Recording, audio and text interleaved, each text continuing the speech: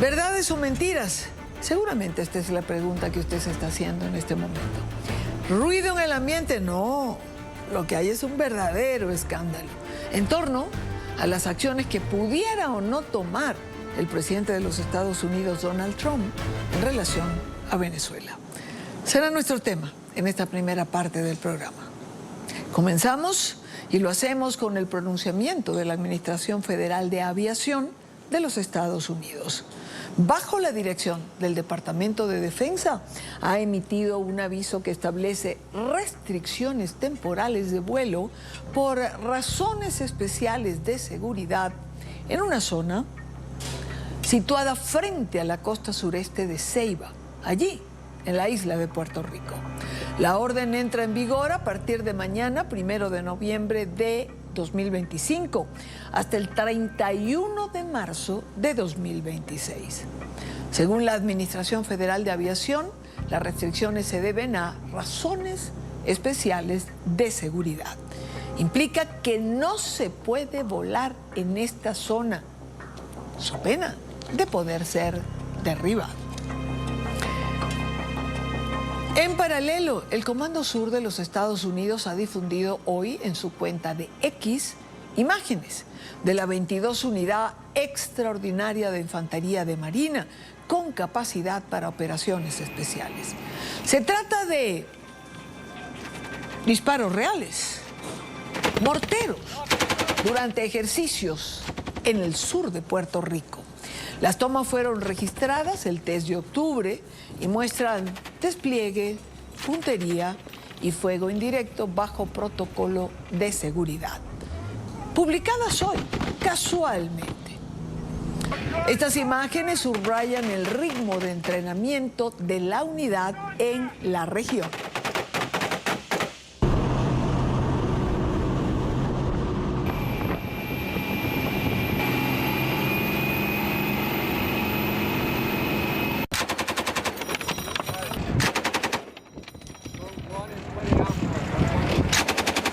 El presidente de los Estados Unidos, por su parte, el presidente Trump, ha dicho este viernes que su país no tiene planes de atacar a Venezuela, luego de que surgieran versiones de prensa sobre posibles acciones militares terrestres que tienen como objetivo frenar el narcotráfico y reforzar la seguridad en la región. Roberto Macedonio, nuestro periodista permanente en la capital estadounidense, tiene información. Roberto. Sí, ¿qué tal? Muy buenas tardes. No es verdad. Con esas palabras, el presidente de Estados Unidos, Donald Trump, desmintió hoy mismo, a bordo del Air Force One, la posibilidad de llevar a cabo ataques terrestres en Venezuela contra objetivos del narcotráfico. Dice que no es verdad en referencia a informes publicados hoy mismo por medios de comunicación de Estados Unidos que apuntaban a esa posibilidad. El Nuevo Herald o el Wall Street Journal publicaron, como digo, informes en los que aseguraban que la Casa Blanca estaba contemplando llevar a cabo esos ataques en tierra en áreas concretas de Venezuela que estarían siendo utilizadas por las rutas del narcotráfico. Pues bien, vean exactamente la pregunta que le hacían al presidente Trump al respecto de esta cuestión y la escueta respuesta del mismo. Hay reportes de que usted está considerando ataques en Venezuela. ¿Eso es verdad? No. ¿Ha tomado una decisión de eso? Eso no es verdad. Desmiente así el presidente de Estados Unidos a los medios de comunicación que en las últimas horas han publicado informes sobre la posibilidad de que Estados Unidos lleve a cabo ataques en tierra en Venezuela. Me refiero en concreto al Nuevo Herald o al Wall Street Journal, quien en respectivas publicaciones han asegurado que la inteligencia militar de Estados Unidos habría identificado objetivos concretos dentro del territorio venezolano como bases militares que estarían siendo utilizadas por el narcotráfico como rutas de drogas para introducir esas mismas sustancias en Estados Unidos. Según los informes, Trump estaría contemplando la posibilidad de atacar esas instalaciones, aunque acaban de escuchar al presidente de Estados Unidos, él, por ahora, lo niega.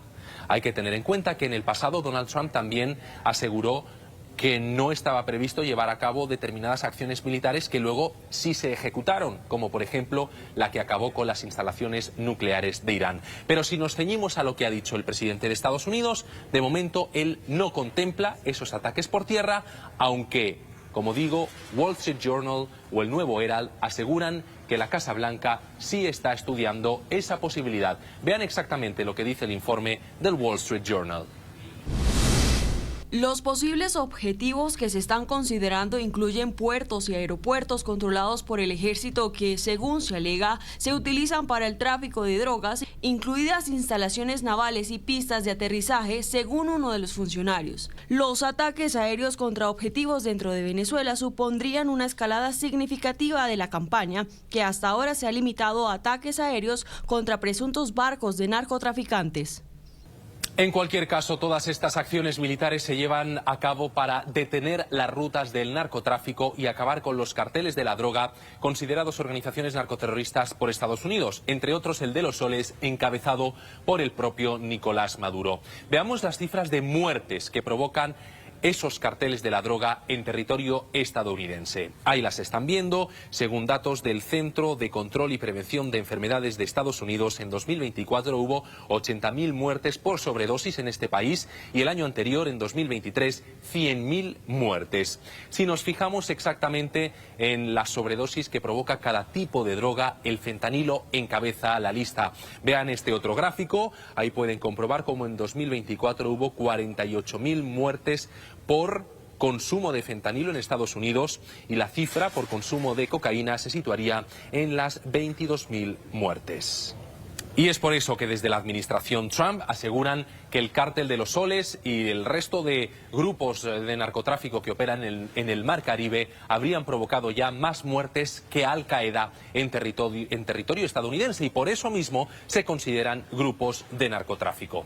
También hemos preguntado hoy al secretario de Estado Marco Rubio por la posibilidad de ataques en tierra en Venezuela, pero de momento él ha preferido no responder. La información desde el Departamento de Estado en Washington para NTN 24. Gracias, Roberto, por la información. Por cierto, los congresistas se han estado activos. Por ejemplo, el congresista republicano Carlos Jiménez ha publicado en su cuenta de X: Venezuela será libre. Lo tienen allí en pantalla. Mientras que la congresista republicana María Elvira Salazar, representante por la Florida, presidenta del subcomité del hemisferio occidental en la Cámara de Representantes de Estados Unidos, publicó: Maduro quería una Navidad adelantada, pero Halloween siempre llega primero. El secretario de Estados Unidos, Marco Rubio, en su cuenta privada y no del Departamento de Estado, hace un comentario en relación a la publicación del Miami Herald. Veamos. Una historia falsa sobre supuestos ataques inminentes de Estados Unidos en Venezuela. Ha dicho que sus fuentes lo engañaron. La réplica llega tras un reporte del Herald que habló de golpes contra objetivos militares el mismo día en que el presidente Trump ha dicho que no.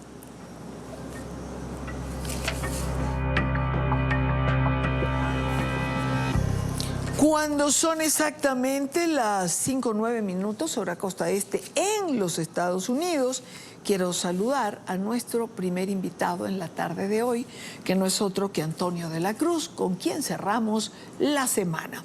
Antonio, bienvenido, buena tarde para ti. Muy buenas tardes, Idiania, un placer estar contigo nuevamente. Bueno, ¿verdad o mentira? Esa es la pregunta que todo el mundo se hace en este momento. Hoy ha sido un día de comentar, no voy a calificar de especulaciones todo lo que ha rodado en el día de hoy, porque lo que hay son comentarios a partir de publicaciones de prensa. Comencemos por lo general. ¿Tú qué crees? ¿Tú qué piensas? ¿Cómo te despertaron hoy con todas estas cosas?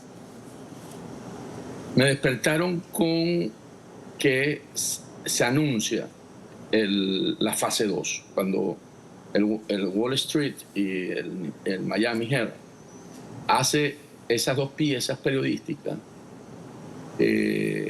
anuncian de que es la fase 2 que siempre ha hablado el presidente Trump, que es en los activos en territorio de Venezuela. El de Miami Herald lo escribe Antonio María Delgado, a quien conozco, e inmediatamente lo llamé. Y le pregunté y me dijo, son mis fuentes, Antonio. No, por supuesto, ustedes los periodistas nunca van a revelar la fuente. Pero él me dijo, yo tengo 2 fuentes, o 3 fuentes creo que son necesarias, que me confirmaron esto. O sea que por el lado del periodista, autor del artículo, lo tenía confirmado. Y Wall Street, con quien he trabajado en el pasado algunos artículos, ellos también usan 3 fuentes. Y además lo hacen porque se lo exige el medio, porque de otra manera no lo pueden publicar. O sea, pensar que esto es amarillismo nos conduciría a una posición de no conocer cómo se mueve el periodismo en esos medios, que tienen que tener muy bien confirmada, a pesar de usar fuentes que no puedan revelar. Después me fui a una tercera fuente, que no son ningunos periodistas, y hablé con alguien que ha estado participando en la administración Trump 1. Y me dijo esto, lo voy a leer textualmente, pues lo copié. Ya estaban listos desde el lunes de la semana pasada, solo que había que esperar que regresara Trump. Y me dice esto después, porque yo lo repliqué, por supuesto. Lo que siempre te he dicho, se van a atacar instalaciones en tierra. Okay. Volví con la repregunta, porque salió lo de Marco Rubio, sobre todo por el Marco. Me dijo, la idea es mantenerlos adivinando, ¿sí o no? Esas fueron sus 3 respuestas a esto que salió hoy en estos 2 medios, y después en la tarde, bueno, lo del presidente Trump en el avión, y en la tarde lo de Marco. Dice que entremos en lo del presidente Trump. Lo de, bueno, de tanto estar en medios, mi querido Antonio, ya estás como nosotros. Hay que verificar fuentes. Hiciste tu tarea. Hiciste tu tarea bien hecha. Ahora... No, bueno, porque es que yo también creo que estamos en esa fase. Claro.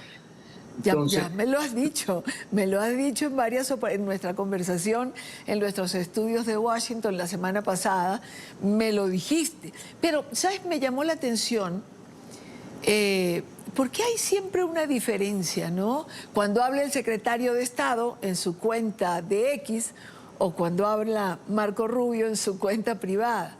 Me llamó la atención que esto lo hiciera desde su cuenta privada, refiriéndose a la fuente del Miami Herald. Sí, a mí me llamó también la atención eso, y por eso lo quise expresar así, porque yo lo que creo es que el elemento sorpresa es lo que está en juego. Entonces, ¿por qué? Porque vamos a ver qué es lo que sostiene también esta estrategia. O sea, la capacidad visible, el poder naval real, ahí está. Eso no lo podemos negar, eso es un hecho, eso no es suposición. Después tenemos otro elemento dentro de esta estrategia, la determinación verbal. Y está todo el poder de los Estados Unidos ahí, toda la administración. Cuando tú lo oyes a ellos conversando, que es la determinación verbal, concluyen con lo mismo, que es un narcoterrorista. Y como narcoterrorista sabemos cuáles son el final de un narcoterrorista. Y después viene, que es la última parte, la incertidumbre controlada. ¿Qué quiere decir eso? No decir cuándo, pero estar listo siempre.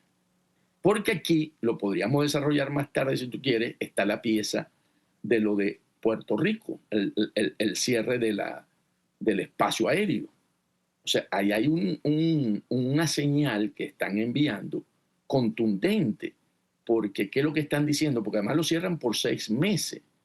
Dicen, el espacio aéreo Puerto Rico no pueden pasar naves donde está precisamente la base de los Estados Unidos, la base militar. Entonces, ahí hay una señal contundente también. O sea, podemos hacer las lecturas y le toca al presidente Trump tomar esa decisión cuando él considere que la va a tomar, Claro. y no que le jueguen adelantado. Claro. Que podríamos ver que estos dos medios jugaron adelantado. Claro, es que señales hay varias. Ahora, claro, el periodista le pregunta al presidente Trump si se han ordenado ataques o no, y él dice no. Claro, a esto, de verdad que yo me quedé pensando, bueno, ¿y qué pretenden? Que el presidente Trump les diga el día, la hora, el minuto, si va a ser de mañana o de madrugada, en caso de que se decida alguna acción. Yo me imagino, Antonio, que ningún estratega, cuando se trata de algún tipo de acción militar, va a decir absolutamente nada. Y además, si vemos el histórico, ninguno, ni cuando le tocó al presidente Obama hacer lo que hizo con Osama Bin Laden, cuando le tocó al presidente Trump con el general iraní, y cuando le tocó la salida para bombardear las plantas nucleares de Irán, nunca dijeron, mira, no, más bien el presidente Trump en ese momento dijo, no, salieron hacia el oeste, y todos pensábamos que iban para el oeste, no, y todos estaban volando hacia el este, hacia Irán. Entonces, eso no va a ocurrir si el periodista cree que el presidente Trump va a, además, en un momento donde viene de Asia, donde ha tenido mucha actividad y sabe lo que quiere y ya lo tiene, ya lo que le queda por definir es precisamente el escenario en el Caribe Sur, ¿verdad? Porque le queda, por supuesto, Ucrania, pero ya resolvió casi todo lo que tenía en la mesa y le está quedando ahorita, como se le dice aquí en el plato de mesa, lo que le está quedando es Venezuela, Ucrania, o vamos a llamarlo así, los carteles, para no personalizar, los carteles narcoterroristas, ¿verdad? Y Ucrania. Antonio, ¿es necesaria la presencia del portaaviones Gerald Ford para una acción de este tipo en Venezuela? Es una pregunta que me hicieron hace un rato y me quedé pensando en eso, ¿no? Se nos dijo que en una semana aproximadamente que estaba llegando sobre viernes, sábado, domingo, pero ¿es necesaria? No, no es necesaria. Ya tienen todos los objetivos identificados. Como dicen otros expertos, ya tienen las coordenadas colocadas en los misiles, porque son por coordenadas, para destruir los primeros objetivos determinados por parte de los Estados Unidos. No necesitan. El Gerald Ford es como que en la que podemos tener una confrontación y yo te puedo amenazar con algo que tú le vas a tener mucho miedo y te digo, bueno, no lo voy a usar, pero si me obligas, lo tendré que usar, porque hay un elemento importante aquí. Él puede navegar a 40 nudos, que es una velocidad que se estimaba que llegaba este fin de semana, y le bajaron la velocidad, se la bajaron a 20, 18, a la mitad. O sea, él va a llegar al teatro una semana, dentro de una semana. Entonces, ¿qué quiere decir esto? De que no lo necesitan para hacer lo que tienen que hacer, pero va a estar en el momento que requieran terminar la operación. ¿Qué quiero decir con esto? La primera parte de estos objetivos activos que usa el Cartel de los Soles como Estado venezolano, aeropuertos, puertos de la naval, donde cargan droga, donde sale droga, ¿verdad? Son objetivos que van a ser atacados o van a ser neutralizados. Esto debe generar una presión interna dentro de las Fuerzas Armadas y se debiese dar el quiebre que se espera para la entrega de Maduro. Estuve teniendo una reflexión ahí hoy cuando te dije que estaba en mi hora de almuerzo, que Maduro va a ser entregado. Estoy llegando a esa conclusión. Nosotros en el pasado tenemos un caso, los venezolanos, histórico, que algunos no estamos de acuerdo, otros bueno, que fue la entrega de Miranda por la pérdida de la Primera República. Los venezolanos, en un momento donde estuvo Bolívar, tomaron la decisión porque se fracasó en ese momento. Esas fueron las circunstancias. No estoy diciendo que se repite, sino que tenemos un acto que ocurrió. Se le entregó la persona que más quería la corona española, porque tenía alborotadas las Américas en cuanto a su independencia, a Monteverde, para que lo llevaran a España y muriera en la Carraca. Si eso está en el ADN venezolano, eso ocurrió, ¿verdad? Y después lo bañamos en bronce, y yo creo, yo soy más admirador de Miranda como que el mismo Bolívar, porque yo veo a Bolívar más guerrero, a Miranda más filosófico, más político. Maduro no tiene respeto dentro de las Fuerzas Armadas. Maduro no cuenta con el respaldo del pueblo. Por eso digo, cuando esto ocurra, yo creo que las Fuerzas Armadas van a tomar la decisión y van a entregar a Maduro. Hoy estoy más convencido que en otros momentos, cuando me puse a pensar si nosotros teníamos eventos que habían ocurrido en nuestra historia. Y me acordé de este y dije, ahí hay un elemento interesante. Claro, pero ¿qué te hace pensar que Maduro vaya a ser entregado? Más allá de la referencia histórica. No, porque es que al final, cuando tú te des cuenta que te empiezan a destruir los activos, o sea, las cosas, y tú dices, pero ¿por qué estamos arriesgando esto? Por una organización criminal terrorista que no tiene futuro. Eso no tiene futuro. O sea, cuando tú te pones a ver en términos de tiempo, futuro, o sea, tú te la juegas por la libertad del país, por todo lo que tú quieras y tal. Pero cuando tú dices, yo me molo por Maduro. ¿Pero para qué?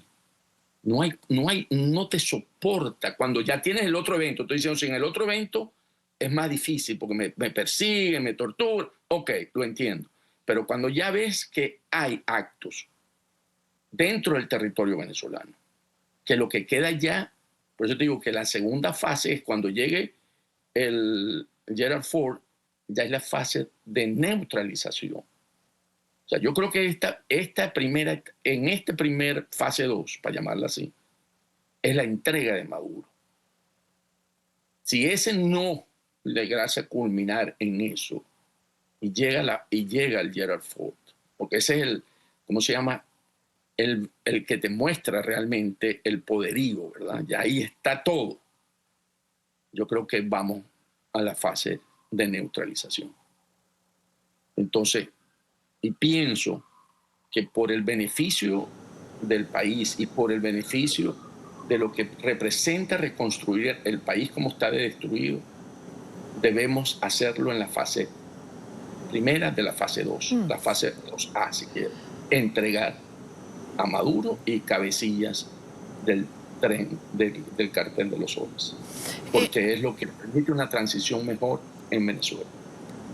El precio del petróleo subió hoy ante toda esta serie de comentarios y de informaciones. ¿Los mercados obedecen a los rumores, Antonio? Los mercados son muy nerviosos, el capital es muy nervioso. ¿El capital qué digo? Porque ellos entienden también la lógica de los medios. Cuando dicen Wall Street, Miami Herald dice no, esto, porque ahí hay dos medios que lo están diciendo. Dijeron, ok, esto es inminente, fue lo que dijo el mercado. El mercado respondió diciendo, esto es inminente. Y hay una particularidad, que cuando ha actuado el presidente Trump, ha actuado cuando el mercado no está abierto y nos aproximamos al fin de semana. Esa es la palabra que se ha usado o que ha ocurrido en el día, la acabas tú de decir, inminente. Es la que estamos escuchando durante el transcurso de este viernes. Es correcto, por eso fue la respuesta del mercado, se adelantó. Entonces también el presidente Trump, que ve todo, el mercado y todo, dijo, no, vamos a calmar porque ya se había disparado y él no quiere que se dispare un precio del petróleo porque Venezuela no tiene un impacto dentro de la producción petrolera a nivel mundial. Sería especulativo. ¿Okay? Entonces, él lo que hace es decir, calma los mercados, dice no, eso no está contemplado. Pero esto es para despistar, esto no creo yo, porque si no, no tendría todos los elementos, como dijimos anteriormente, que están colocados ahí, que permiten llegar a la conclusión de que estamos ante la fase 2. Yo creo que estamos ante la fase 2 en términos de atacar objetivos, neutralizar objetivos del cartel de los soles que están siendo que utilizan el Estado, o sea, o los militares, como dije, los aeropuertos militares. Claro. Hay otro elemento que también, otra de las informaciones que vimos, es que en Trinidad y Tobago los medios locales han reportado que las fuerzas de defensa fueron puestas en nivel de alerta y se ordenó el acuartelamiento de la fuerza. Esto es lo que reportan los medios locales en Trinidad. Esto también llama la atención. Es que si vamos a las señales, como tú bien dices, bueno, es que no es que se nos ocurrió de la nada comenzar a hablar de esto el día de hoy, sino que han sido diferentes informaciones una tras otra. Podríamos decir, la mesa está servida, ¿verdad? Porque está todo el mundo tan acuartelado, los trinitarios, te dijeron no puedes pasar por el espacio aéreo de Puerto Rico, están todos ya, ¿verdad? Ya, si partimos de la información que me dieron, que desde el lunes están preparados, ya con los códigos, ¿cómo se llama? Las direcciones de cada uno de los misiles para estos targets, ¿verdad? En tierra, estos objetivos en tierra. Entonces, yo creo que es cuestión de que el presidente Trump diga, ejecútese. Sí, es cuestión de tomar una decisión. Por cierto no, la decisión está tomada, la decisión está tomada. Bueno, es cuestión de decir ya, pues. Eso, da la orden. Pues. Para decirlo de alguna manera coloquial. Mira, hay otra información que trasciende el día de hoy, es una carta que habría escrito Maduro a Rusia, China e Irán, pidiendo revisión de los radares, reparación del armamento, misiles, pero lo absurdo es que esta carta ahora... No hay fecha de cuándo se habría escrito esta carta, pero ese correo va tarde, ¿no? Yo voy a usar una expresión de aquí de un expresidente venezolano que usaba mucho los refranes y decía, qué tarde piaste, pajarito, porque es muy tarde. Okay. Era Herrera Campos. Entonces, yo creo que, como lo dices tú, va tarde. O sea, aquí las señales de Maduro ninguna le funciona. No le funciona. La última, bueno, esta no es una señal, esto fue una solicitud que le pidió a Lula que hablara con Trump en Asia y tampoco le funcionó. O sea, él no consigue. Entonces ahora vamos a hacerle mantenimiento cuando tiene deuda, no paga. Porque lo otro es eso, que son mala paga. No pagan a nadie, se roban la plata. Por eso aquí hay un dato en términos de los iraníes les suministraban hace varios años atrás el nafta para poder mezclar el extrapesado, el crudo extrapesado de la faja, que era como... Y le dejaron de pagar a los iraníes. Dijeron, no, nosotros no estamos aquí para regalar el petróleo. No. Y cuando no quisieron pagarle el préstamo que tenían por armamento a Rusia hace un par de años también, le trancaron todo. Le dijeron, no, pero es que nosotros tenemos en nuestro presupuesto nacional el cobro de esa deuda. Es que no pagan. Entonces, ellos creen que pueden seguir manteniendo y pedir esa solidaridad pensando, si bien es cierto, es un peón, para verlo desde el punto de vista ruso. O sea, hoy Maduro es visto como un peón dentro del Caribe, no es una estrategia para atacar. O sea, no es un peón. Entonces, para los Estados Unidos, no es, el Caribe hoy, como lo concibe Trump, es parte del tablero de una torre, de un caballo, si lo vemos desde el punto de vista del ajedrez. O sea, forman parte, no es un peón. Claro. Entonces yo creo que aquí Maduro cree que puede hacer, y entonces invita a que vaya ¿cómo se llama? El avión que tocó allá, pero no dijo manifiesto ni nada para mostrar, pero todo es apoyo solidario, no tiene ninguna intención de enfrentar. Hoy, Putin lo que menos quiere enfrentar a Trump en esta determinación que tiene en acabar con el cartel de los soles o las organizaciones. Antonio, un minuto me queda. Cerremos la semana. En ese minuto, ¿qué me queda? ¿Qué hay? ¿Qué tengo? ¿Qué viene? ¿Qué tengo? Tenemos ya puesto todo en escena para que se dé el ejecútese de la orden. Tenemos un Maduro que no tiene salida. Cada vez se le cierran más los espacios y creo que al final va a ser entregado. O sea, la probabilidad de ser entregado a la justicia, como lo ha pedido aquí Estados Unidos, va cogiendo más, va subiendo dentro de eso. Y nos queda un pueblo venezolano que en el día de bruja, como dijiste tú, va a tener una noche de Halloween, donde las brujas van a estar más por el lado de Maduro para ver cómo lo logran asustar. ¿Okay? Y aquí, en el lado del pueblo, caramelos o trato. ¿Okay? Las brujas están del otro lado. Entonces yo pienso que cerramos una semana con mucha incertidumbre para Maduro. Yo creo que hoy no va a dormir bien. Debe estarse cambiando de donde está porque ellos tienen que estar leyendo esta señal de que sí es posible que este fin de semana puedan suceder algunas acciones de la fase 2. Yo pienso que sí. Yo creo que si no es este fin de semana, está muy cerca. Mira. Es Antonio de la Cruz, presidente de Interamerican Trend y analista político. Antonio, gracias por acompañarnos. Estamos en contacto durante este día de Halloween, durante este largo fin de semana de Halloween. Hay que dormir con el teléfono al lado, como me dijiste. Yo siempre duermo con el teléfono al lado. No me digas. Gracias, Antonio. Un abrazo para ti. Buen fin de semana. Que la pases muy bien. Un placer. Y tras las declaraciones del presidente de los Estados Unidos, del presidente Trump, de que no planea ataques dentro de Venezuela, las reacciones han sido muchas. Esto es lo que dicen analistas venezolanos.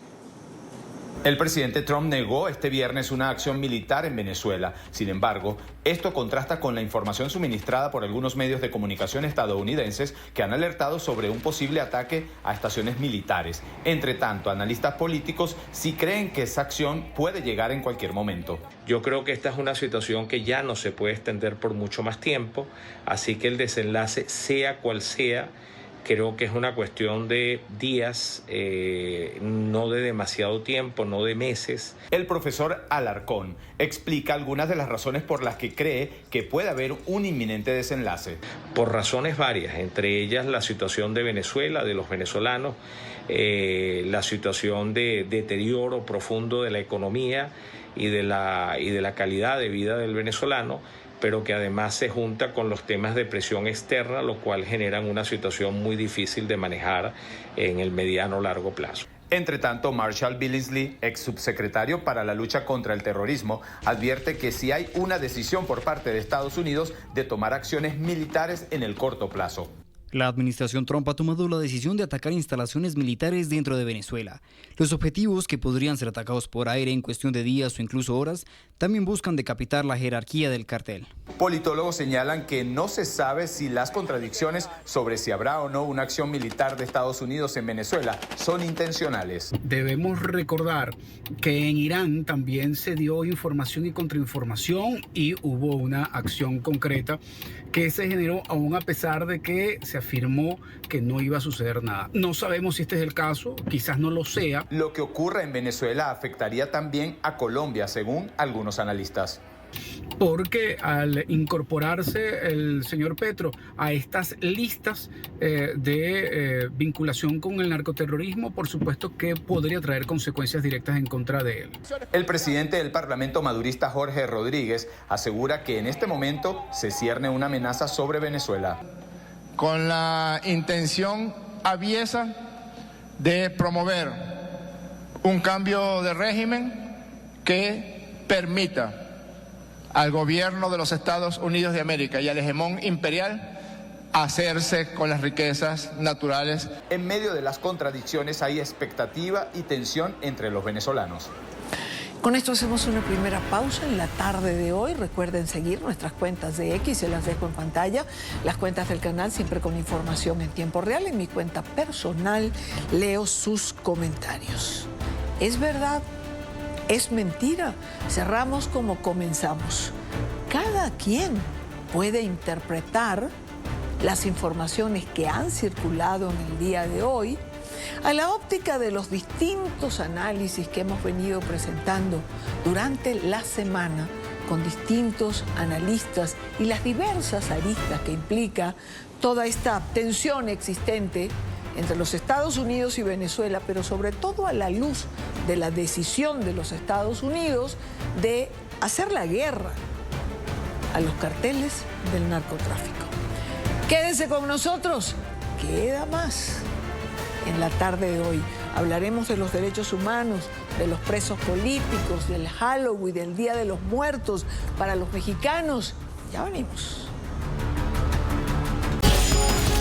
Continuamos con La Tarde por NTN 24, el canal de las Américas.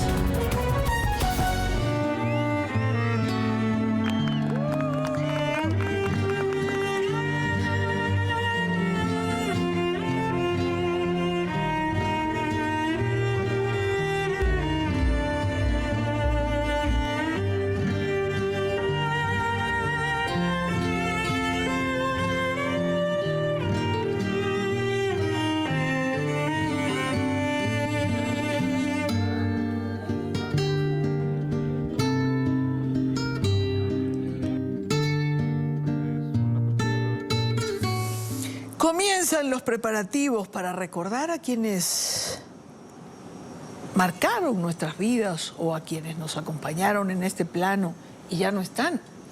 En México esta celebración cobra una gran trascendencia. Rituales, altares coloridos, usando sobre todo el cempasúchil, que son flores amarillas y anaranjadas, velas, que en el imaginario mexicano guían el regreso simbólico de los difuntos. Esta es una tradición que une a familias y comunidades.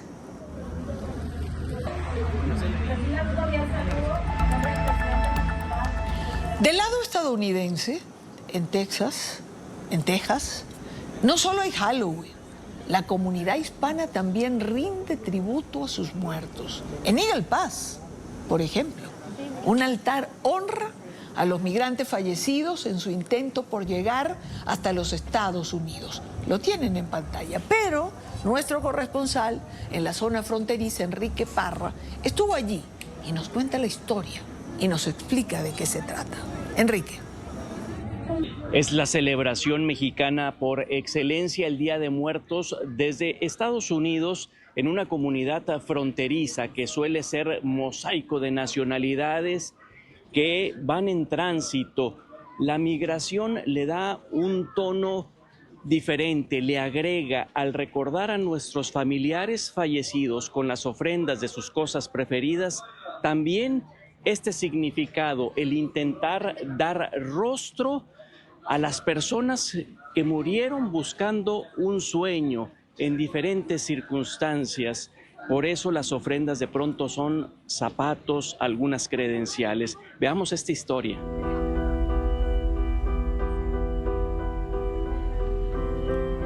Estas mandarinas representan las boyas anaranjadas en el río Bravo. Los flecos del zarape son la filosa concertina. Estas caras, la mayoría, son almas sin tumba. La niña Antonella, que es donde está la vela, ella falleció con su abuelo y su abuela en el río, se ahogaron. Y pues ella no pudo estar llevado para atrás a Venezuela la señora, la mamá no tenía dinero y el entierro lo tuvieron aquí. 11 de noviembre de 2023, de 4 años, Antonella Ruiz fue una víctima sin rostro por días, hasta que el ADN dio su identidad. Esta familia García, creadores de Border Vigil, encabezaron su funeral. El río está representado por esta línea acá abajo, el alambre, no de púas, sino la de navajas, y los palomas ahí, ¿verdad? Todo esto está en café. Son los restos de hacer café de Starbucks. De tierra tenemos zapatos de los migrantes que cruzaron y estos son del río aquí en Eagle Pass. Y de aire tenemos mensajes de nuestra comunidad a los migrantes que murieron aquí en Eagle Pass. De las fotos tenemos recuerdos de los inmigrantes que murieron con ICE en otras partes de los Estados Unidos. La Organización Internacional de las Migraciones registra la frontera entre México y Estados Unidos como el límite terrestre más mortífero del mundo. De 2014 a 2024, 5.405 personas murieron o desaparecieron. La cosa es de no olvidar a la gente que ha fallecido buscando el sueño americano y no olvidar a las familias que muchas veces ni saben qué pasó con sus seres queridos, que no saben que se ahogaron o que se murieron en el monte, solo de que se comunicaron que iban a cruzar y pasar y nunca oyeron más de ellos. Es una tristeza.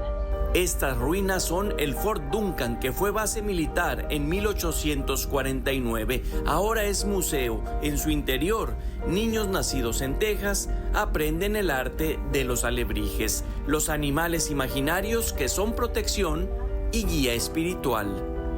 La muerte, el duelo en la sangre mexicana suele teñirse de comida sabrosa, de música y fiesta. Pedro Infante, el ídolo del cine de oro mexicano. Desde Eagle Pass, Texas, Enrique Parra para NTN 24. Realmente es un altar increíble. Yo he tenido la oportunidad de ver muchos en México y este fue una creación absoluta dedicada al tema de la migración. Ahora bien, en México es el Día de los Muertos. En Estados Unidos es Halloween. Es un día festivo. Pero en medio de este ambiente, el FBI lanzó una alerta preventiva ante posibles amenazas de grupos extremistas que podrían intentar aprovechar las celebraciones masivas en los Estados Unidos para plantear o acometer algún tipo de ataque. Mientras las autoridades nacionales piden precaución, al sur de la Florida también refuerzan las medidas de seguridad, sobre todo para proteger a los pequeños durante las actividades de la noche. El informe lo trae José Pernalete, uno de nuestros periodistas permanentes en Florida. Así es, amigas y amigos de NTN 24. Hoy en Estados Unidos se celebra una de las fechas más esperadas del año, Halloween, también conocida como la Noche de Brujas. Una jornada llena de diversión, disfraces y dulces. Sin embargo, las autoridades locales insisten en mantener la precaución para evitar incidentes. En el sur de Florida, agencias policiales recuerdan que este año la festividad coincide con el fin de semana, lo que requiere mayor atención de parte de padres, jóvenes y adultos durante las actividades nocturnas y también a lo largo del recorrido tradicional del dulce o truco. Un día muy esperado por muchos. Se trata del festejo de Halloween o la Noche de Brujas, una fiesta tradicional estadounidense. Una fecha en la que las autoridades locales destacan mantener la prevención para evitar riesgos. Agencias policiales del sur del estado de Florida recuerdan que esta celebración en esta oportunidad se celebra durante un fin de semana, lo que implica mayor precaución para los niños, adolescentes, padres y representantes y todo aquel quien celebre esta Noche de Brujas. Vamos a tener muchos niños, mucha gente caminando, más de todo en la área donde están los residentes. Lo más importante, los padres se queden con los niños y que tengan cuidado en qué parte de la calle están cruzando, que usen las esquinas, los crosswalks, y que traten siempre andar con sus hijos. Al mismo tiempo, el Departamento de Bomberos del Condado de Miami-Dade recuerda que pese a la alegría que implica el que los pequeños de la casa salgan a la calle esta noche con sus disfraces, también existe el riesgo latente de que resulten perjudicados si no se toman en cuenta los posibles riesgos en la acostumbrada recolección del dulce o truco. Sé visible, lleva linternas, usa estas barritas luminosas o agrega cinta reflectante a los disfraces y bolsas de dulces. También evita los riesgos de incendio, elige materiales resistentes al fuego y mantente alejado de las llamas abiertas como las velas o las calabazas encendidas. También es importante planificar tu ruta, permanecer en calles bien iluminadas y vecindarios conocidos e informarle a alguien sobre sus planes. Padres, utilicen la aplicación de rastreo para asegurarse que sus hijos estén pidiendo dulces en las áreas acordadas. Al finalizar la noche, tome un momento para revisar todos los dulces antes de comerlos. Deseche cualquier dulce que esté abierto, sin envoltura o que parezca sospechoso, y evite los dulces caseros. Las autoridades destacan que en esta noche de brujas en el sur de Florida se reforzará el patrullaje, sobre todo en las áreas urbanas. Hoy es el único día en el que los conductores en Estados Unidos están autorizados para manejar portando una máscara. También es importante recordar que los niños y los jóvenes no deben consumir dulces caseros ni golosinas que no tengan su envoltorio original sellado. Esta precaución ayuda a prevenir riesgos de contaminación o manipulación. En distintas ciudades de Estados Unidos, las autoridades han emitido advertencia tras reportarse casos de personas detenidas por alterar caramelos o empaques durante la tradicional recolección del dulce o truco en Halloween. Con esta información nuevamente a los estudios de NTN24. Soy José Perralete desde Miami. Gracias, José. Y atención, migrantes, empleadores. El Departamento de Seguridad Nacional ha publicado en el Registro Federal una norma final interina que elimina la extensión automática de los permisos de trabajo para revocaciones a partir del 30 de octubre del 2025. Desde ahora no habrá prórroga de hasta 540 días, mientras el Servicio de Ciudadanía e Inmigración procese la solicitud. Primero la verificación completa, luego la autorización. ¿A quién impacta? ¿Qué tenemos que tener en cuenta? ¿Qué detalles son importantes para recordar? Son las preguntas y la parte de la conversación que vamos a tener con nuestro invitado en esta parte del programa. En Chicago, en Illinois, a Oscar Chacón, asesor de estrategias de Alianza Américas y experto en migración. Señor Chacón, bienvenido, gracias por atendernos. Es un placer, gracias por la invitación. A ver, ¿qué debemos de tener en cuenta a partir de esta nueva reglamentación? ¿Cómo eran las cosas y cómo van a ser? Bueno, lo primero que hay que estar claro es de que todavía no es un programa que tiene autorización plena. Va a tener un periodo de 30 días para recibir comentarios de todas las personas, incluyendo empleadores que pudieran estar afectados por esta medida. Pero en principio se trata de una medida que busca coartar el derecho de las personas que tienen permisos de trabajo a poder seguir ejerciendo su labor en Estados Unidos con plena autorización. Hasta la actualidad, una persona podía presentar una solicitud de renovación de su permiso de trabajo y tener hasta 540 días para que se procesara su permiso sin perder la autorización de empleo. Esta medida, por lo tanto, afectaría a cientos de miles de personas que actualmente reciben permisos de empleo, especialmente cuando sabemos que la autoridad migratoria no cumple con el requisito de procesar solicitudes en 180 días, que es el marco regular. Por eso esta medida es bien importante, porque pone en riesgo que las personas puedan mantener sus empleos de forma autorizada. Pero no solamente pone en riesgo que las personas puedan tener su trabajo de forma autorizada, sino que también afecta directamente a la economía. Es decir, Muchos de los trabajadores, y lo recordé porque en las imágenes que estaba viendo en pantalla teníamos trabajadores del campo, que es uno de los sectores, digamos, donde más personas solicitantes de permiso de trabajo se ocupan. Este impacto en la economía también es importante.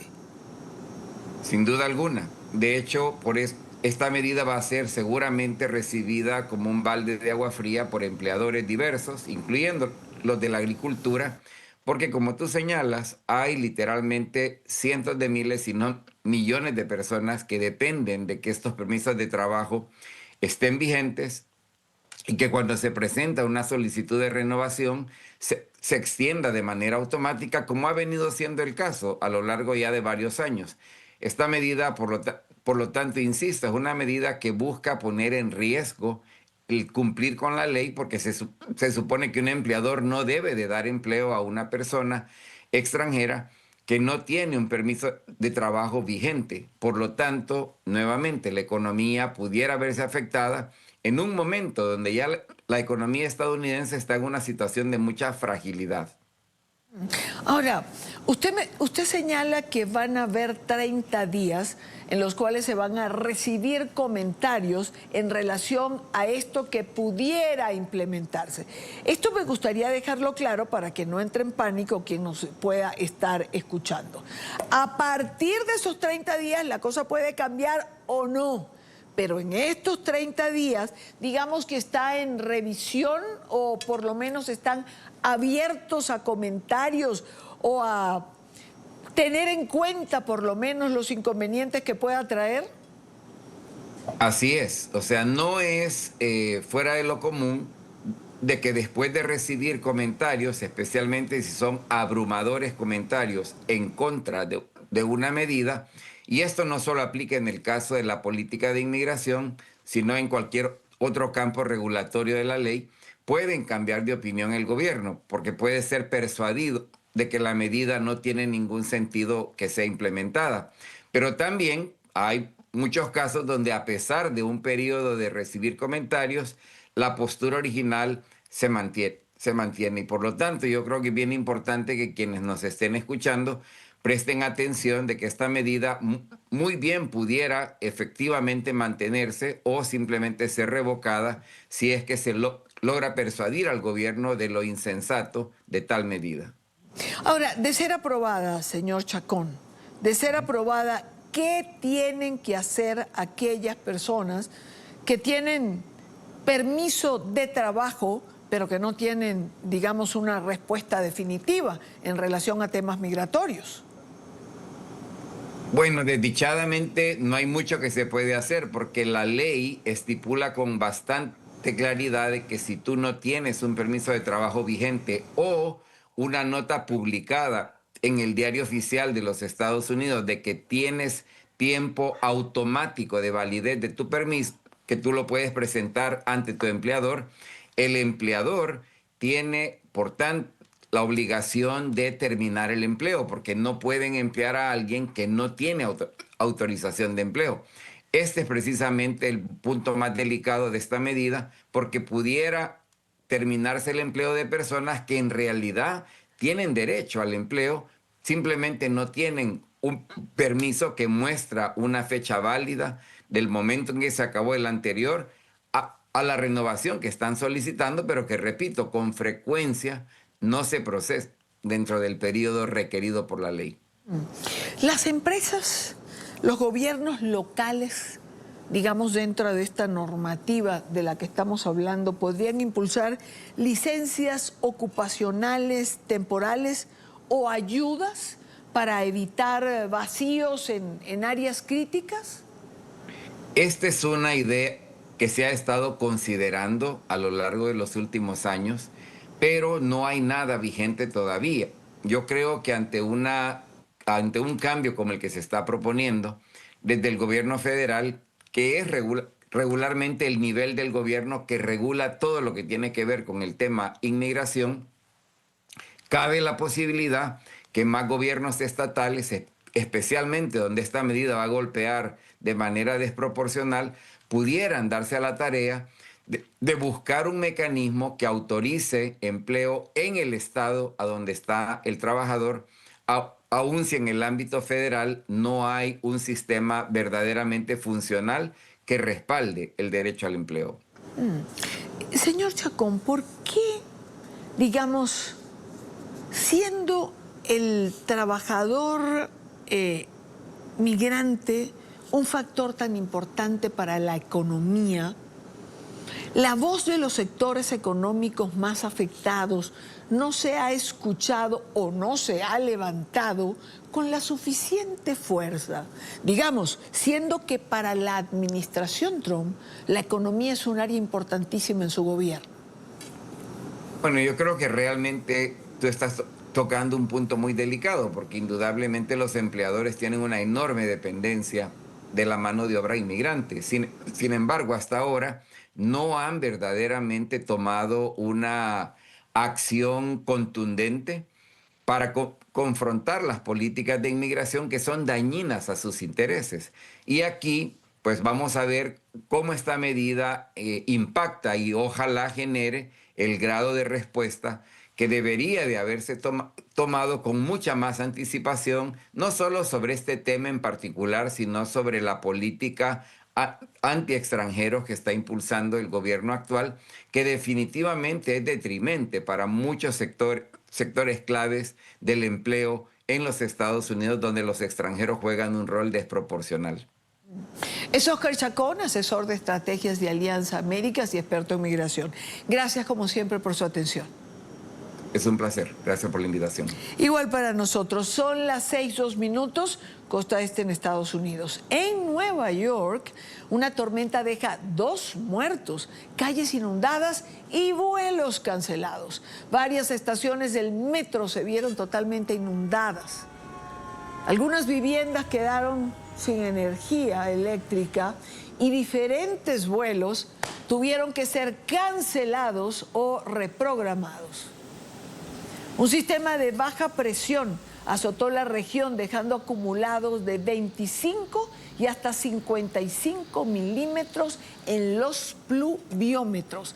Realmente las imágenes, que no están todas en pantalla, en las estaciones del metro son imágenes impresionantes de la gran inundación que ha sufrido Nueva York.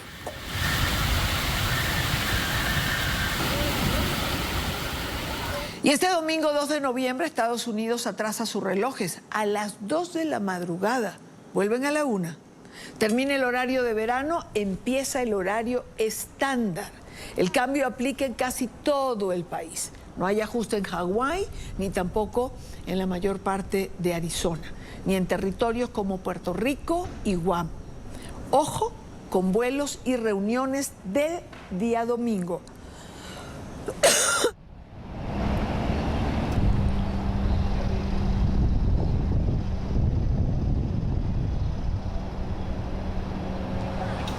Estados Unidos se iguala con nosotros. Recuerden que siempre estoy. Son las 6 de la tarde, hora costa este en los Estados Unidos, 5 de la tarde, hora Bogotá, Quito, Lima. No, pasamos a tener la misma hora.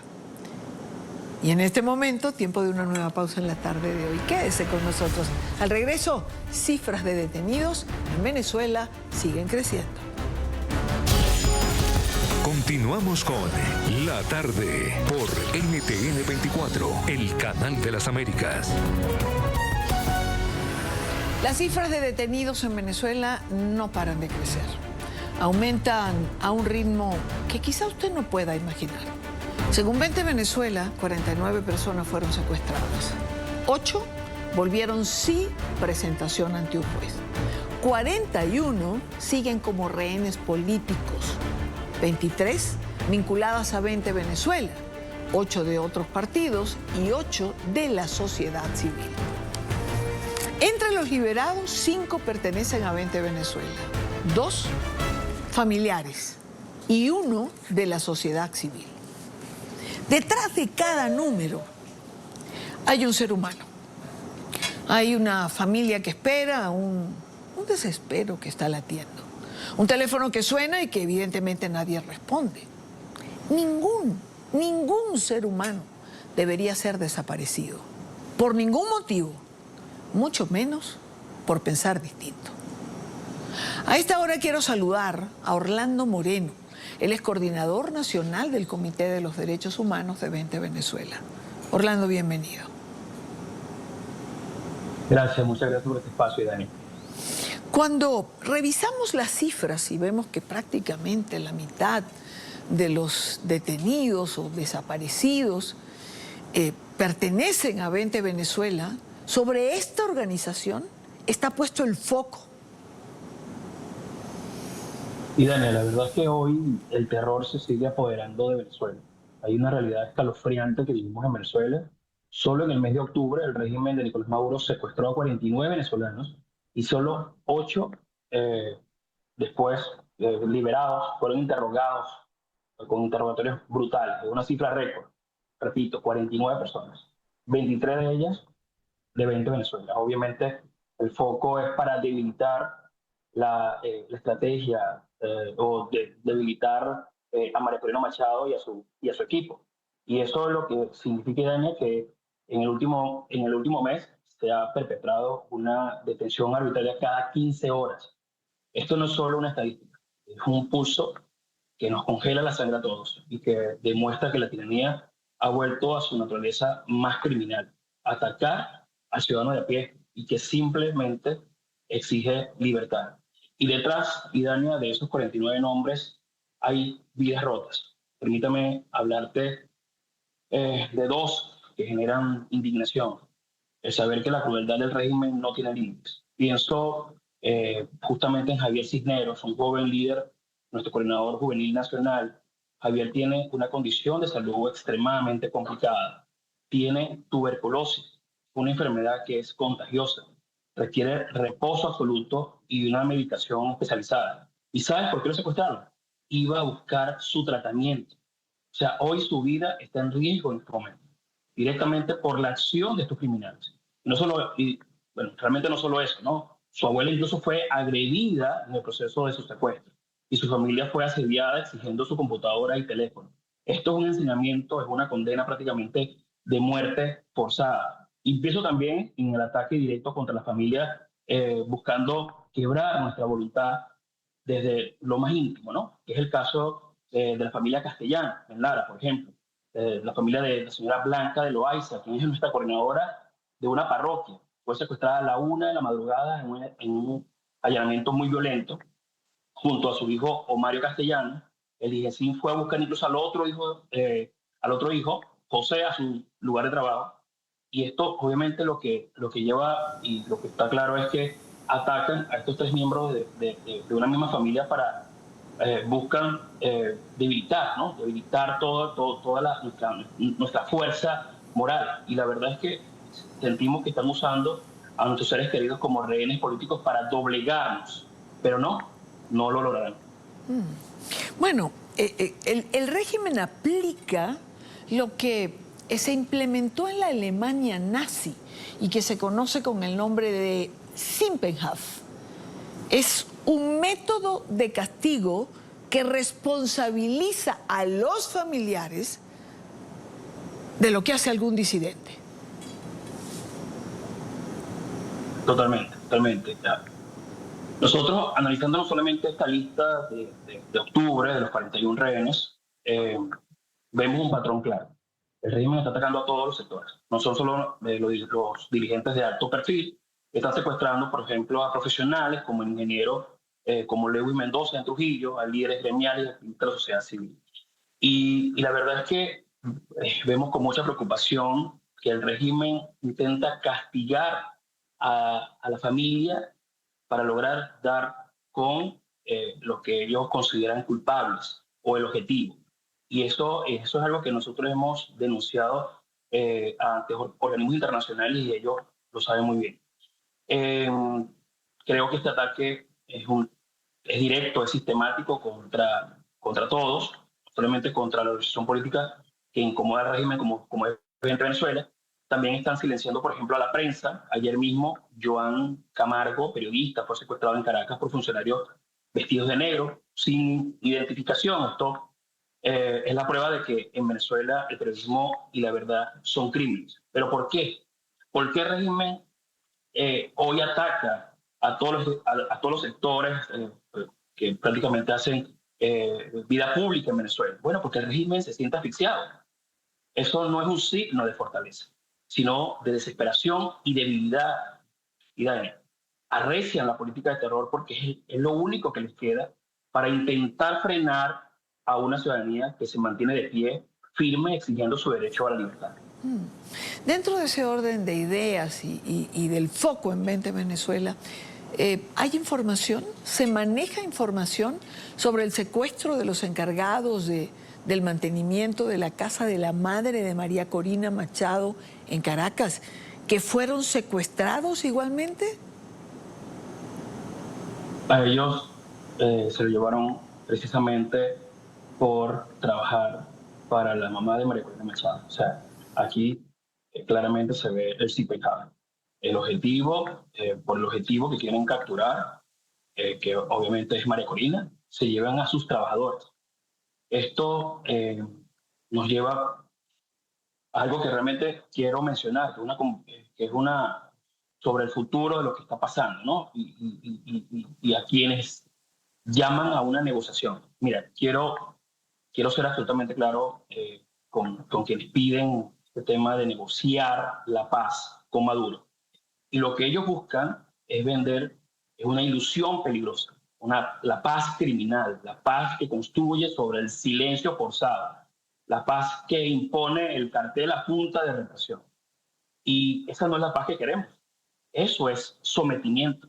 La verdadera paz solo se construye sobre 3 pilares negociables. Principalmente la libertad, segundo el Estado de Derecho y tercero la justicia. Sin ella, cualquier acuerdo es un maquillaje vergonzoso a la represión. Y creo también fervientemente que es una traición a los más de 800 rehenes políticos que están en este momento en calabozos de tortura. Y eso claramente, Idania, no podemos normalizar. No podemos normalizar a los criminales. No podemos aceptar cadenas a cambio de silencio. Y claramente llegamos a un punto de no retorno. En este momento no se negocia con quien engaña, traiciona, tortura y encarcela. Y hoy a un criminal se le vence y se le vence con fuerza. Y esa es la ruta que la mayoría de los venezolanos hemos elegido el 28 de junio del año 2024 con Edmundo como presidente electo. Cuando haces mención a interrogatorios brutales, ¿qué información se tiene en relación a esto, no? Hay que explicitarlo para que la gente sepa qué es lo que pasa con esto. Y Dania, estamos viendo la cara más brutal de esta tiranía, intentando secuestrar a la mayor cantidad de venezolanos para intentar negociar. Ahora bien, ¿por qué se dan estas liberaciones, incluso sin ningún proceso penal ni llevarlo a ningún tribunal? Porque ellos quieren es lograr capturar a quienes ellos consideran un objetivo. Se llevan a los familiares, los interrogan, incluso les roban sus carros, les roban los celulares, las computadoras, todo lo que encuentran. Allanan la casa completamente y se roban todo. Luego, horas de mucha presión psicológica, intentando que este familiar diga o revele algún tipo de información que seguramente no conoce, porque nosotros hoy estamos dentro del objetivo de liberar nuestro país de manera pacífica y ordenada, y eso lo ha dicho María Corina muchísimas veces. Así que creo que es una de las cosas más dantescas que el régimen ha hecho en los últimos tiempos. ¿Hacia dónde vamos, Orlando? ¿Hacia dónde vamos con esta represión brutal de los últimos días, de las últimas horas? Y Dania, creo que el régimen intenta, por más, el único objetivo que busca es debilitar la fuerza, aterrar a la ciudadanía. Pero la ciudadanía hoy está sumamente clara, está a la expectativa de todo lo que pueda ocurrir. Nosotros estamos convencidos que vamos a lograr la libertad con nuestros aliados internacionales que entendieron por primera vez que al régimen se le enfrenta con justicia. Tenemos años denunciando la trata de personas, denunciando el narcotráfico, denunciando a los grupos guerrilleros en distintas zonas del país. O sea, hoy el mundo nos escuchó y está actuando en consonancia. Y creo que nuestro compromiso, Idania, y el compromiso de todos los que alzamos la voz es con los secuestrados y sus familiares. Lewin Mendoza, Orange Tavares, Xiomara Ortiz, Javier Cisneros, que fueron secuestrados recientemente. A ellos les decimos que no están solos. Seguiremos denunciando la naturaleza criminal de este régimen hasta que el último rehén político sea liberado y hasta que la libertad se imponga en Venezuela. Esa es la única paz que nosotros aceptaremos. ¿Qué es lo recomendable, Orlando, en estas horas críticas? María Corina ha hecho varios llamados, ha pedido a la gente, en general, protegerse, cuidarse, y creo que hay que insistir en esto, porque son horas cruciales, críticas. Absolutamente, absolutamente. Nuestro trabajo de organización ha sido de manera subterránea.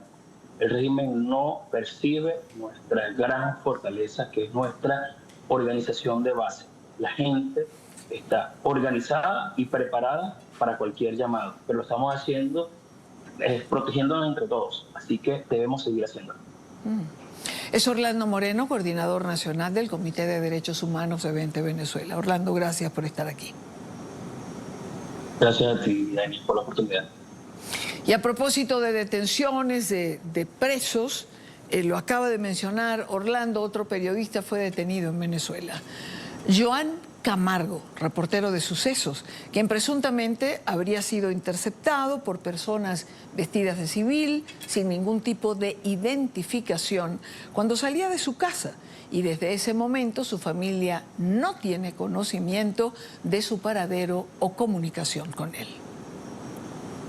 En Venezuela, el Sindicato Nacional de Trabajadores de la Prensa y el Colegio Nacional de Periodistas han denunciado la presunta detención del reportero de Sucesos Joan Camargo, quien está desaparecido desde la mañana de este jueves, cuando según denuncias de testigos habría sido interceptado luego de salir de su casa por sujetos encapuchados a bordo de una moto y de un vehículo. No estaban identificados. Ellos lo sometieron. La madre de Joan Camargo no ha podido tener contacto con él. En distintos cuerpos de seguridad del Estado han desconocido su detención.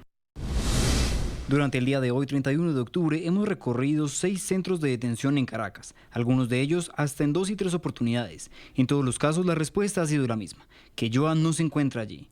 La familia reitera su denuncia de que Joan Camargo se encuentra en condición de desaparición forzada, una violación de los derechos humanos que exige una respuesta inmediata, coordinada y efectiva de las autoridades competentes. Y de ahí en adelante, bueno, es la única información que tenemos, no sabemos de presentación, no hay ningún cuerpo policial que se haya responsabilizado de esa presunta detención. Vemos cómo se han detenido periodistas bajo la misma fórmula de apariciones de gente sin identificación, sin uniforme, y después aparecen estando detenidos en algún cuerpo de seguridad del Estado. Con esta presunta detención serían ya 4 los trabajadores de la prensa que han sido detenidos en lo que va del mes de octubre. Aseguran que en este caso de Joan Camargo se estarían violando derechos fundamentales. Tal como ha ocurrido, sería ya un patrón en las más recientes detenciones de trabajadores de la prensa. Se les ha negado en qué sede está recluido. Nosotros pedimos no solamente el respeto a sus derechos, sino también que se dé fe de vida. Son todos derechos a los que tiene cualquier persona, no solamente Joan por ser periodista, sino cualquier persona que es detenida en Venezuela. Primero, no puede ser incomunicado. Segundo, no puede ser, no tener acceso a la defensa y mucho menos saber cuáles serían la investigación o los delitos que presuntamente se le estarían imputando. Esta presunta detención, por supuesto, que ha sido rechazada tanto por periodistas venezolanos así como por activistas de derechos humanos. Se cumplen más de 24 horas de la desaparición de nuestro amigo y colega Joan Camargo. Se lo llevaron sin orden ni explicación. Hasta ahora su mamá no tiene información de dónde y cómo está. Para ella y todos quienes lo amamos han sido horas de mucha angustia. Otro periodista es secuestrado en Venezuela, el colega Joan Camargo. La desaparición del periodista Joan Camargo, hecho que vulnera gravemente el derecho de la libertad de expresión y al acceso a la información consagrados en instrumentos constitucionales e internacionales. Y es que desde el Colegio Nacional de Periodistas expresan que no hay un motivo claro por el cual haya sido presuntamente detenido Joan Camargo. Señalan que su trabajo ha estado ceñido a reportar casos de sucesos y de violencia. Además que para el momento de su detención, ni en las horas posteriores ha sido presentada una investigación en su contra o algún motivo para que esta ocurra. Un reportero de suceso bastante conocido, no cubre fuente política, cubre sucesos, nos extraña la situación que se presenta. Sin embargo, bueno, lo que estamos haciendo es todos los contactos necesarios para conocer su ubicación y exigiendo a las autoridades que nos ayuden, que colaboren en esa ubicación, en todo caso de que se nos informe cuál es el organismo que lo tiene detenido y, por supuesto, cuáles son las razones que puedan servir para la detención. Según cifras del Sindicato Nacional de Trabajadores de la Prensa, con esta nueva detención ya son 23 los periodistas o trabajadores de la prensa que están tras las rejas. El Sindicato de Trabajadores de la Prensa, lo mencionaba Luis Laya, pero ha levantado varias alertas, ha acompañado a la familia de este joven periodista en el transcurso del día para intentar conocer su paradero, pero bueno, ya sabemos lo que ocurre en Venezuela con los detenidos, o mejor dicho, desaparecidos. Son las 6:27 minutos en Caracas. A esta hora quiero compartir con ustedes el 8º capítulo de la miniserie Narcoterrorista, que expone al Cartel de los Soles y la crisis de Venezuela con la dictadura de Nicolás Maduro. Semanalmente vamos pasando un capítulo. Hemos hablado del régimen en general, de Nicolás Maduro, de Diosdado Cabello. El capítulo de hoy refiere a Cilia Flores, la esposa de Nicolás Maduro. Temporada 1, capítulo 8. Doña Cilia y los narcosobrinos. Junto a Maduro hay una mujer que controla todo. Es Cilia Flores, su esposa. O sea, estaba allí, usted es la primera dama, usted nada más se encarga de dar una canastilla, pero ni opina, ni se mete en política, ni tiene nada que ver con el gobierno. Amante de lujos y del poder, llegó a la cima hablando contra la riqueza. Enchufó a decenas de sus familiares como funcionarios y levantó un gigantesco entramado de corrupción. Y bueno, yo le hago caso a Cilia, pues. Ella es la que gobierna. Pero sus negocios turbios sufrieron un golpe duro en noviembre de 2015. 2 de sus sobrinos fueron detenidos en Haití por la DEA, llevando 800 kilos de cocaína hacia los Estados Unidos. Tras 7 años en prisión, los narcosobrinos fueron canjeados por rehenes estadounidenses retenidos en Caracas. Pero las dudas sobre su captura todavía acosan a Cilia. ¿Quién los delató? Sin duda alguien muy cercano dentro del cartel. Entre criminales, todo abrazo es fingido, toda amistad es momentánea. Durante años, el crimen fue muy lucrativo, pero el lujo no se compra arruinando a un país entero. Al final del día, la justicia siempre los alcanza. En el próximo capítulo, Tarek William Saab, el fiscal del terror.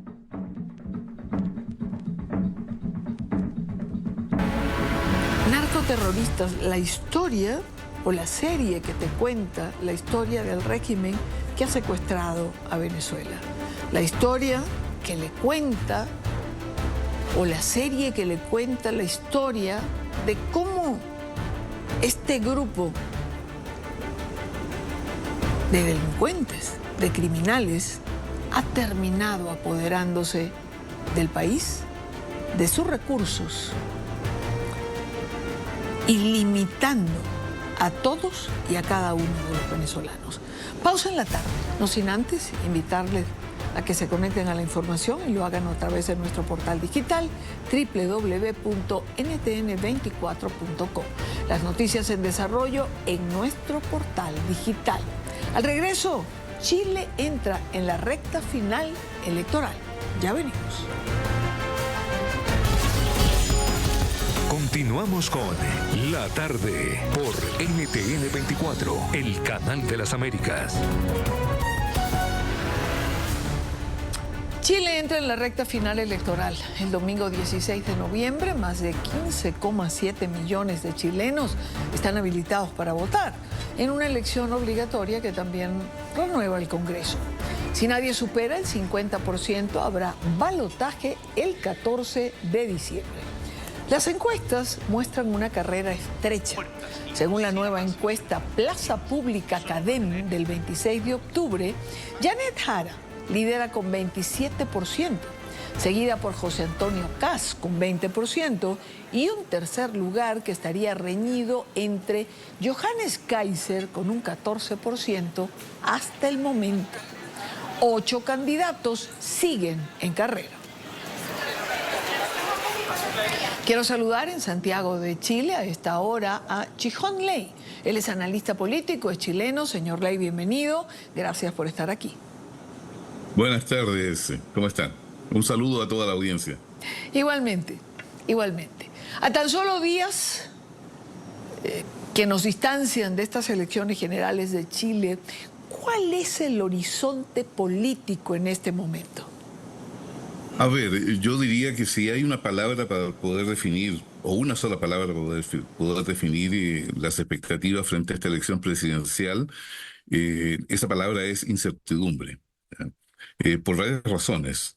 Hemos tenido una variedad de encuestas conocidas acá en el país que dan en general una cierta preferencia para dos candidatos. Uno para Janet Jara, una candidata continuadora de la labor del actual gobierno y con un frente de centro-izquierda que la apoya.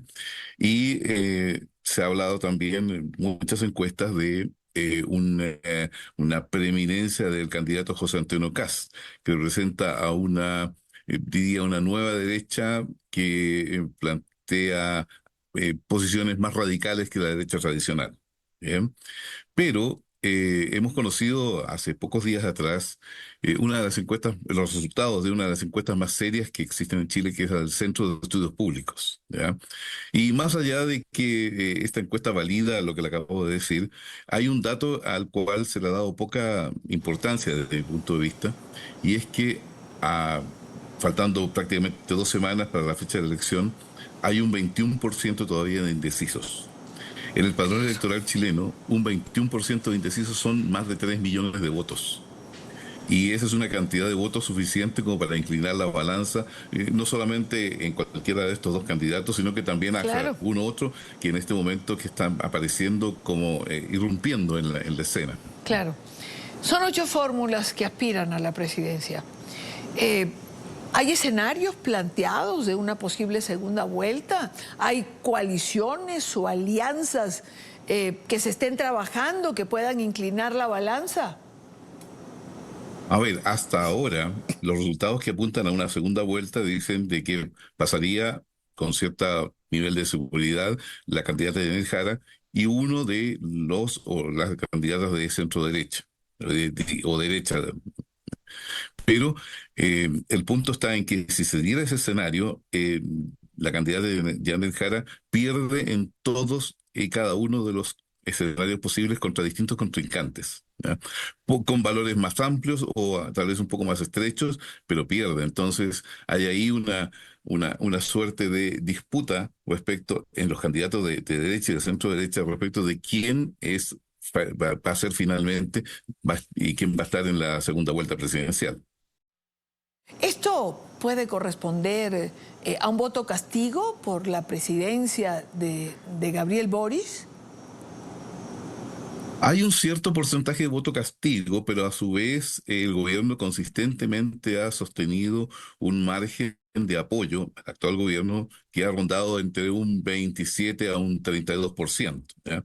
Sin embargo, una cosa es el apoyo al gobierno y otra cosa es si acaso ese porcentaje se va a transmitir exactamente en votos efectivamente emitidos a favor de la candidata de Jara. Sin embargo, por otro lado, y esto es la otra cara de la moneda, yo considero muy difícil que en un escenario de baja adhesión, Janet Jara sacara menos del 25% de los votos. Es muy raro. ¿Y por qué?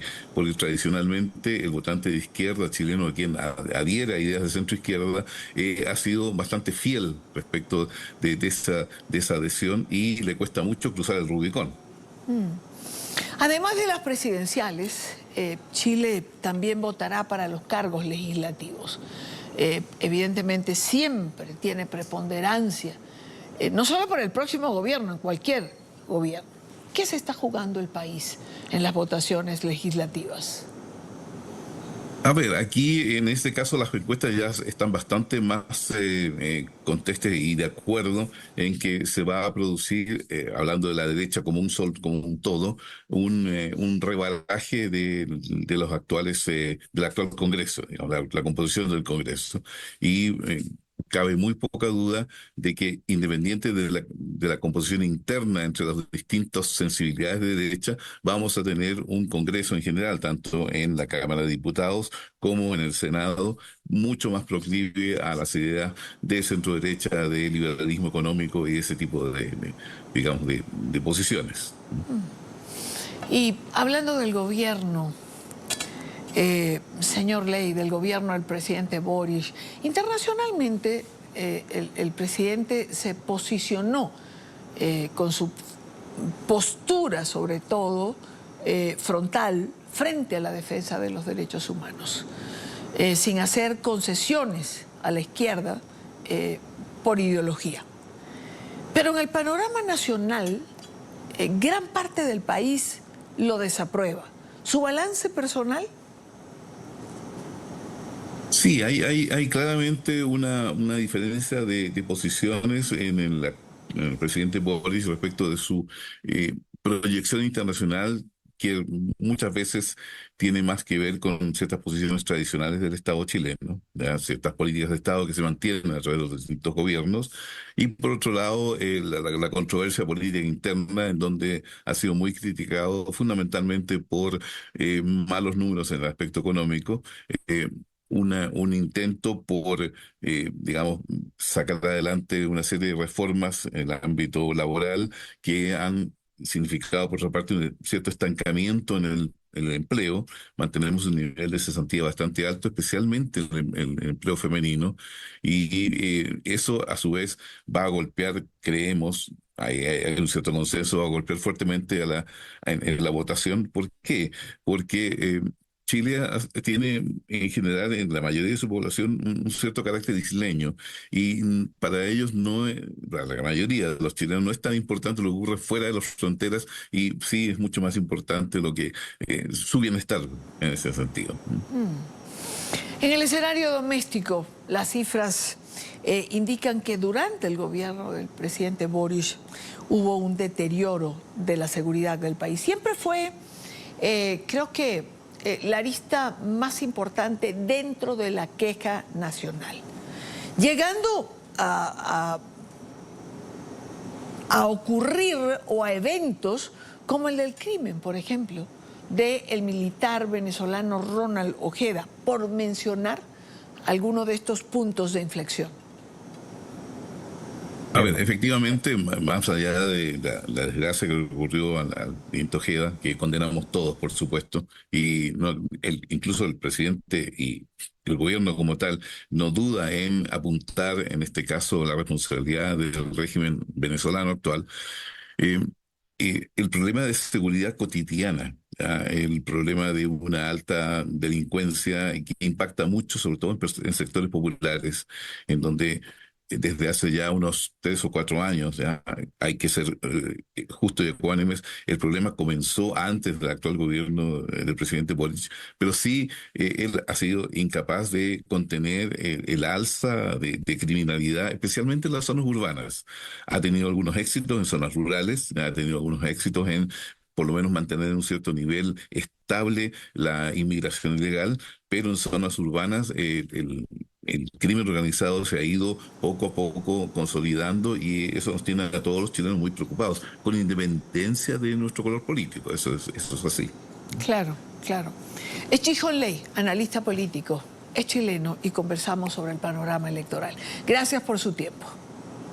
Gracias a ustedes por esta oportunidad de poder dirigirme a una audiencia tan grande como la que ustedes tienen. Así que saludos a toda Latinoamérica y a la comunidad latina en Estados Unidos. Muchísimas gracias. Buena tarde para usted. Son las 6:46, hora Costa Este, hora Caracas, 8:46 en Buenos Aires, Argentina. El presidente del Ecuador ha confirmado en una entrevista que pedirá licencia para hacer campaña por la consulta popular y por el referéndum sobre los lugares para instalar las bases militares extranjeras y las propuestas que se tienen para reestructurar el Estado.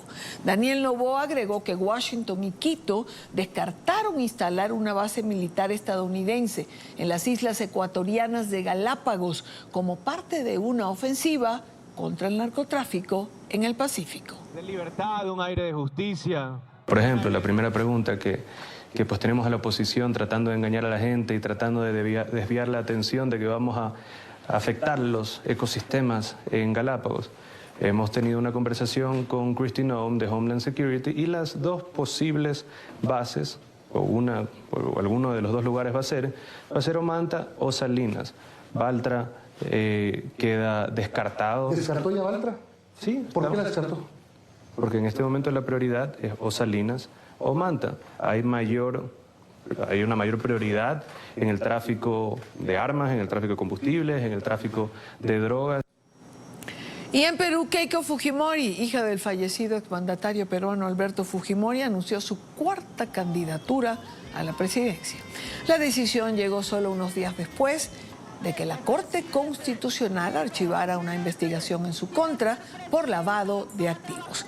La investigaban por haber presuntamente recibido fondos ilegales de la constructora brasileña Odebrecht durante las campañas del 2011 y del 2016. Quiero anunciar mi decisión de ser candidata a la presidencia de la República por Fuerza Popular. Quiero ser presidenta para trabajar por todos los peruanos, para recuperar nuestras calles, para recuperar la frontera, para construir penales de alta seguridad, para acabar con los exploradores, para devolverle el orden, la autoridad y la seguridad que necesitan todos los peruanos. Con esto hacemos la última pausa en la tarde de hoy. Al regreso, noticias amables. Bohemia Rhapsody, la obra maestra de Freddie Mercury, cumple 50 años. Ya venimos.